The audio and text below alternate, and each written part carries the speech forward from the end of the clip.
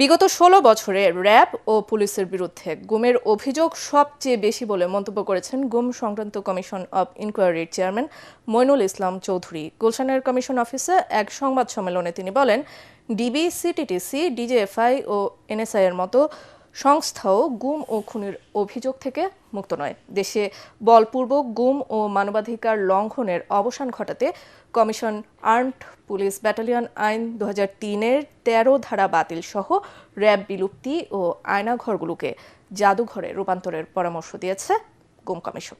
বিস্তারিত জানাচ্ছেন সৈয়দ রিয়াজ।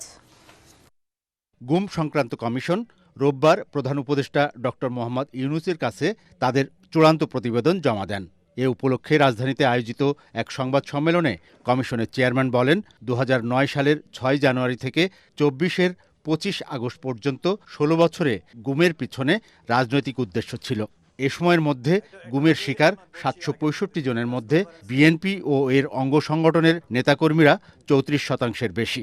জামাত শিবিরের নেতাকর্মীদের মধ্যে ৪.৯% এবং তৎকালীন সরকারি দল ও এর অঙ্গ সংগঠন যুবলীগের গুম হওয়া ১১ জন নেতাকর্মীরও কোনো সন্ধান পাওয়া যায়নি।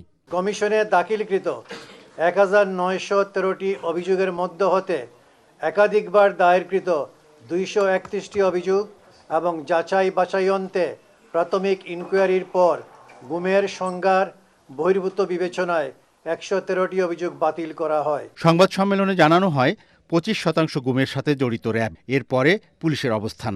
এছাড়াও গুমের অভিযোগ রয়েছে অন্যান্য গোয়েন্দা সংস্থার বিরুদ্ধে। কমিশনের অনুসন্ধানে দেখা যায়, প্রায় ২৫% গুমের অভিযোগে র্যাব জড়িত, এরপর পুলিশ ২৩%। এছাড়াও ডিবি, সিটিটিসি, ডিজিএফআই ও এনএসআই ব্যাপকভাবে গুম করেছে। বহু ক্ষেত্রে সাদা পোশাকধারী বা প্রশাসনের লোক পরিচয়ে অপহরণ করা হয়েছে। বিতর্কিত সংস্থা বিলুপ্ত সহ ওই সময়কার কিছু আইন বাতিল ও সংশোধন না হলে আরও গুম খুনের মতো ঘটনা ঘটার আশঙ্কা রয়েছে। র্যাপিড অ্যাকশন ব্যাটালিয়ন বিলুপ্তিকরণ, আভ্যন্তরীণ আইন শৃঙ্খলা রক্ষার দায়িত্ব থেকে সশস্ত্র বাহিনীকে প্রত্যাহার, সন্ত্রাস বিরোধী আইন ২০০৯ বাতিল বা মৌলিক সংশোধন, সমাজভিত্তিক প্রতিরোধমূলক সন্ত্রাস বিরোধী নীতি প্রণয়ন, আর্মড পুলিশ ব্যাটালিয়ন আইন ২০০৩-এর ১৩ ধারা বাতিল। গুম খুনের মতো লোমহর্ষক মানবাধিকার লঙ্ঘন নিয়ন্ত্রণে আইন শৃঙ্খলা বাহিনীর জন্য বাধ্যতামূলক মানবাধিকার প্রশিক্ষণ, ভুক্তভোগী কেন্দ্রিক ন্যায় বিচার, ক্ষতিপূরণ ও পুনর্বাসন নিশ্চিত করারও পরামর্শ দেন কমিশন চেয়ারম্যান। ধন্যবাদ জি। সৈয়দ রিয়াজ, এটিএন বাংলা, ঢাকা। পরিবেশ সন্তোষজনক দাবি করে অবাধ ও সুষ্ঠু নির্বাচন করার ব্যাপারে আশাবাদী প্রধান নির্বাচন কমিশনার এএমএম নাসিরউদ্দিন। নির্বাচন কমিশনের রিটার্নিং কর্মকর্তার সিদ্ধান্তের বিরুদ্ধে সংক্ষুব্ধ প্রার্থীদের আপিল গ্রহণের বুথ পরিদর্শনকালে একথা বলেন তিনি। মনোনয়নপত্র জমা দিতে গিয়ে স্থানীয় প্রভাবশালীদের তোপের মুখে পড়ার অভিযোগ করেছেন কেউ কেউ। এসব অভিযোগ আমলে নেওয়ার আশ্বাস দিয়েছেন নির্বাচন কমিশন সচিব আক্তার আহমেদ। মিজান শাহজাহানের রিপোর্ট।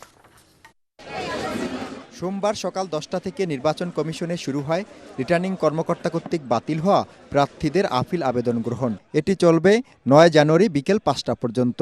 মনোনয়ন বাতিল বা স্থগিত হওয়াদের পাশাপাশি রিটার্নিং কর্মকর্তা কর্তৃক বৈধ হওয়া প্রার্থীর বিরুদ্ধেও আপিল করতে পারবেন সংক্ষুব্ধ ব্যক্তি।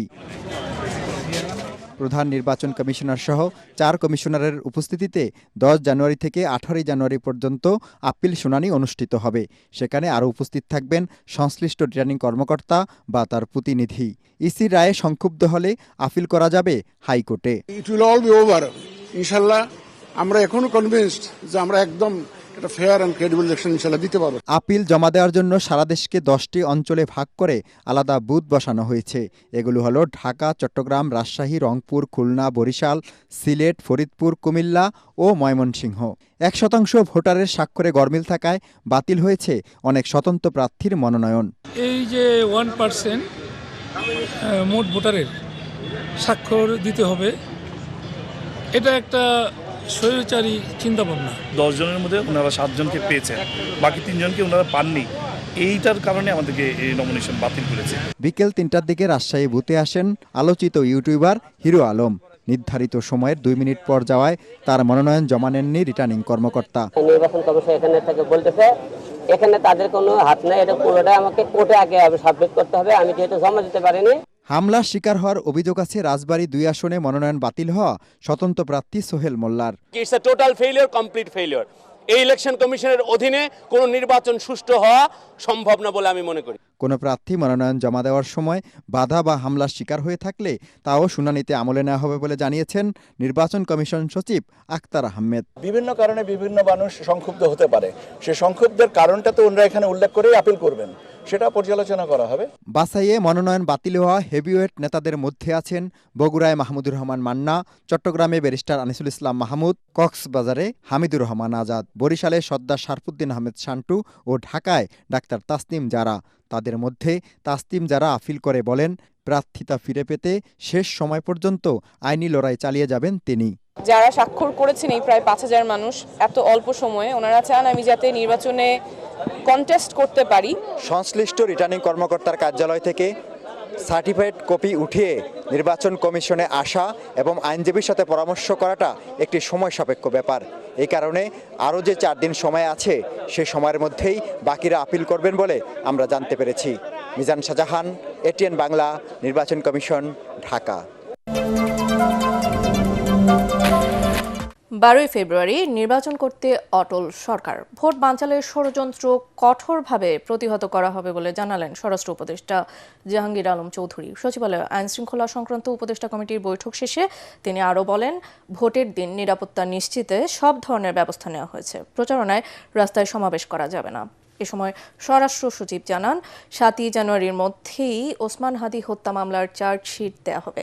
রিপোর্টে জানাচ্ছেন মাহবুব কবির চপল। তীব্র শীতের মধ্যেও ভোটের উত্তাপ ছড়াচ্ছে সারা দেশে। চলছে মনোনয়ন যাচাই বাছাই। যাদের বৈধ হয়েছে তারা অনানুষ্ঠানিক প্রচারণা শুরু করেছেন। এত কিছুর পরও 12 ফেব্রুয়ারি ভোট হবে কিনা তা নিয়ে সংশয় আছে অনেকের।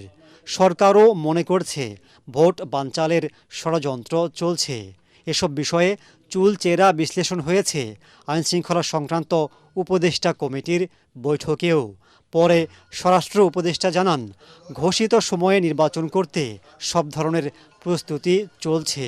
আসন্ন নির্বাচনকে কেন্দ্র করে আইন শৃঙ্খলা পরিস্থিতি যেন কোনোভাবেই বিঘ্নিত না হয় সেই বিষয়ে আমরা সর্বোচ্চ গুরুত্ব আরোপ করছি। সব বাহিনীকে সমন্বিতভাবে মাঠ পর্যায়ে আরও সক্রিয়ভাবে কাজ করার নির্দেশনা দেওয়া হয়েছে। বর্তমান অন্তর্বর্তীকালীন সরকার যথাসময়ে নির্বাচন অনুষ্ঠানে অটল। যারা নির্বাচন বানচাল চেষ্টা করবেন তারা ব্যর্থ হবেন। এই বিষয়ে আইন শৃঙ্খলা বাহিনীগুলোকে আরও কঠোর হওয়ার নির্দেশ দেওয়া হয়েছে। তিনি জানান, নির্বাচন কেন্দ্র করে গুজব কিংবা সামাজিক যোগাযোগ মাধ্যমে উস্কানি ছড়ালে কঠোর ব্যবস্থা নেওয়া হবে। প্রচারণার সময় জনভোগান্তি করলে তাৎক্ষণিক ব্যবস্থা নেবে পুলিশ। এবারে জাতীয় সংসদ নির্বাচনে আইন শৃঙ্খলা বাহিনীর সদস্যরা আইন শৃঙ্খলা পরিস্থিতি অবনতি ঘটানোর বা বাধাগ্রস্ত করার যে কোনো চেষ্টা, প্রতিরোধ ও আইন শৃঙ্খলা নিয়ন্ত্রণে ভোট কেন্দ্রে যে কোনো সময় যে কোনো স্থানে প্রবেশ করতে পারবেন। সবাই সিদ্ধান্ত নেওয়া হয়েছে যে রাস্তাঘাট বন্ধ করে জনদুর্ভোগ সৃষ্টি করা যাবে না, তাহলে আইন শৃঙ্খলা বাহিনী তাৎক্ষণিকভাবে যথাযথ ব্যবস্থা গ্রহণ করবে। উপদেষ্টা জানান, ওসমান হাদি হত্যাকাণ্ডের দ্রুত ন্যায় বিচার নিশ্চিত করা হবে। বুধবারের মধ্যে দেয়া হবে চার্জশিট। হাদি হত্যা মামলার চার্জশিট 7 তারিখের ভিতরে অবশ্যই ইনশাআল্লাহ আমরা দিয়ে দেব। এর চূড়ান্ত প্রস্তুত হয়ে গেছে, ফাইনাল আমরা দেখাশোনা করে নিচ্ছি জিনিসটা। মামলাটি দ্রুত বিচার ট্রাইব্যুনাল স্থানান্তর করার সিদ্ধান্ত নেওয়া হয়েছে এবং অন্তর্বর্তীকালীন সরকারের মেয়াদে এই হত্যাকাণ্ডের ন্যায় বিচার নিশ্চিত করা হবে বলে আমরা আশা করি। তবে মূল আসামি ফয়সাল করিমকে গ্রেফতারের বিষয়ে কোনো প্রশ্নের উত্তর দেননি তারা।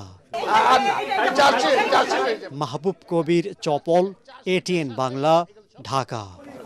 সমস্ত জানতে পারবেন আপনারা। 24 জুলাই গণ অভ্যুত্থানে নিহত 8 শহীদদের পরিচয় শনাক্ত করে পরিবারের কাছে তাদের কবর বুঝিয়ে দিয়েছে সিআইডি। সকালে রায়েরবাজার কবরস্থানে সংবাদ সম্মেলনে সিআইডি প্রধান জানান, আন্তর্জাতিক মানদণ্ড অনুসরণ করে পুরো কার্যক্রম সম্পাদন করা হয়েছে। দেশের জন্য জুলাই শহীদদের আত্মত্যাগ কখনো বৃথা যাবে না বলে মন্তব্য করেছেন মুক্তিযুদ্ধ বিষয়ক উপদেষ্টা ফারুকী আজম। বাকি শহীদদের পরিচয় শনাক্তের প্রচেষ্টা অব্যাহত থাকবে বলে জানিয়েছেন স্থানীয় সরকার উপদেষ্টা আদিলুর রহমান খান। জি এম তসলিমের রিপোর্ট।